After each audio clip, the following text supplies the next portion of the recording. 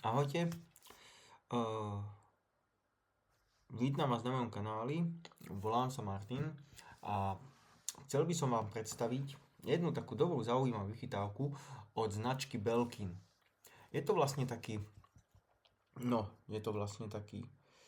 magnetický držiak MagSafe na iPhone by som povedal, alebo asi aj na iný telefón, ktorý má MagSafe príslušenstvo, alebo ten kryt MagSafeový.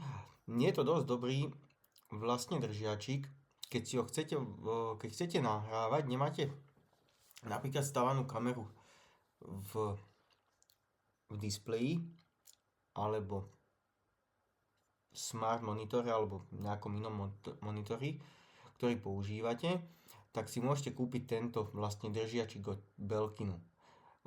Ja som s ním spokojný, veľmi veľakrát mi pomohol, v podstate stále s tým natáčam, keď volačo natáčam.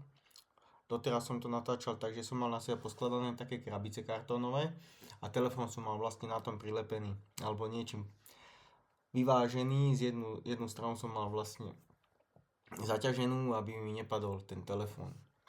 Takže tak. A teraz mám telefón na displeji, ktorý je vlastne rovný a pekne tam leží. Takže toľko k tomu. A viete si ho vlastne uchytiť týmto háčikom na displeji. Tu máte taký háčik, vy si takto tak uchytíte. A toto je tá magnetická plôžka. Túto magnetickú plôžku máte pogumovanú. Vlastne celý tento držiačik je pogumovaný. Celé to máte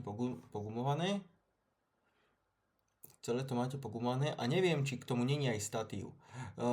Toto máte 6, toto je 6 závit. Neviem, či to k tomu budete potrebovať alebo nie, ale 6 závit a toto je asi vlastne nejaký aretačný bod, na ktorý to opriete, ako taký, aby sa aj nepotočil ten statív, keď s tým budete hýbať, alebo nepotočil vlastne tento držiak na tom statíve. To je taký záchytný bod, aretačný záchytný bod.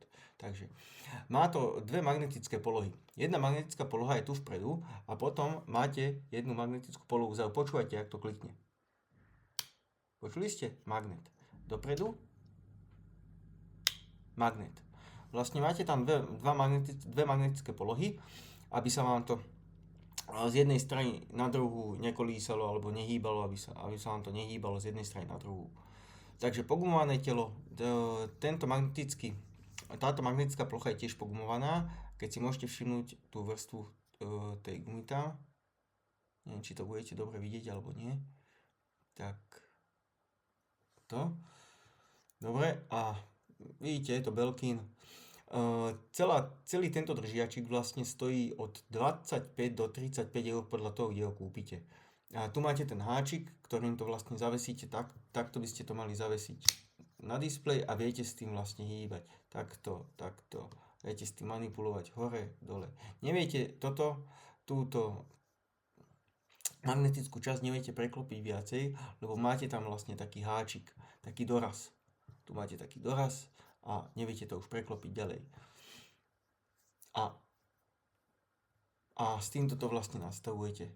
Ten úhol toho zadného displeja, aký máte, tak podľa toho to nastavíte. Ďalej, bližšie, sklon a tak. Dobrá vecička, tak toto poskladáte, hop, tak toto zložíte pekne. Je to skladné, malé. A keď to potrebujete, tak to rozložíte. Hovorím, určite k tomu nejaký statív, alebo dá sa k tomu spraviť aj nejaký statív, keď ste zruční, tak si viete urobiť doma. Toľko k tomu. Toto je len tak. Ako fakt, ja som s tým veľmi spokojný. Iba toľko som tomu chcel povedať. Dlho to používam naozaj a ľúbi sa mi to. Je aj menší, ale to je na... čo je to? Notebooky. To je len taký malý, ako keby vrchnáčik, by som povedal. Toto sa mi zdá, a akože môžete aj toto použiť na toto notebook, ale bude to ťažké a bude sa vám buď zatvárať, alebo bude sa ho snažiť prevážiť ten notebook, alebo nebudete držať vlastne rukou a váhou vám to spadne.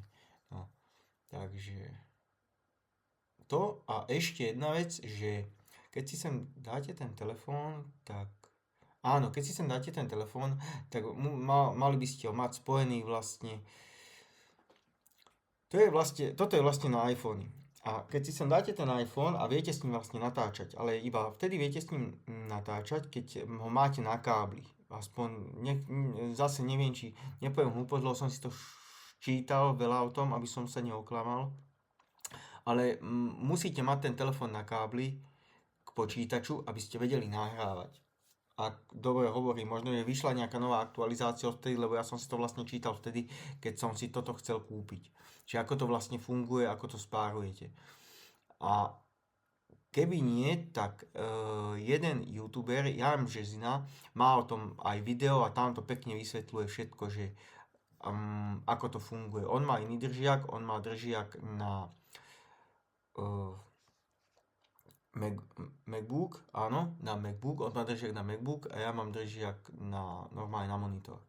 Takže sú dva na monitor a na MacBook. Ale viete si to pozrieť na Belkin stránke a určite nájdete, keď potrebujete vysvetlenie alebo tak určite dohľadáte na internete 100%, lebo ak som videl na internete, tak dosť veľa ľudí to má.